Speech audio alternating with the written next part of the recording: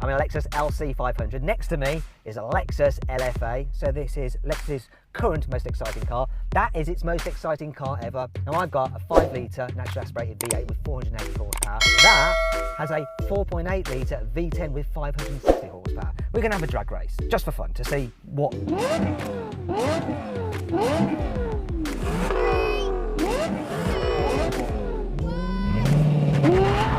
No! We both struggled for traction there.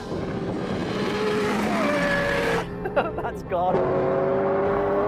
This sounds amazing. That sounds incredible.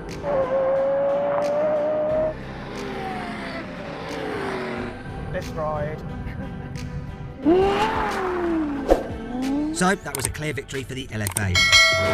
In the greasy conditions, it did the standing quarter mile in 12.5 seconds, whereas it took the LC500 13.9 seconds.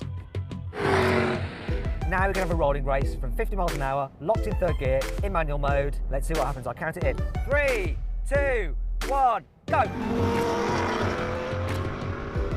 No, it's gone.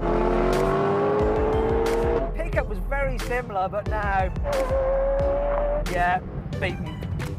But then that weighs 1,600 kilos. This is 1,950 kilos.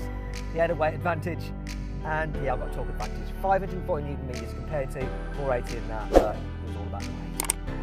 Now we're going to have a brake test from 70 miles an hour. When we hit the cones, we're going to do a full emergency stop. I think what's going to happen is obvious. He's got carbon ceramic brakes, no standard on that car. I've got Steelies and a whole lot more weight. Do you know what? That was not as bad as I thought it would be. Maybe it's because it's an older car. Maybe because his carbon ceramics weren't particularly warm. It's not bad, is it, really, considering this is a heavy car? It stopped pretty well, actually. Overall, though, it got thrashed. But then, it's nowhere near as expensive as that thing.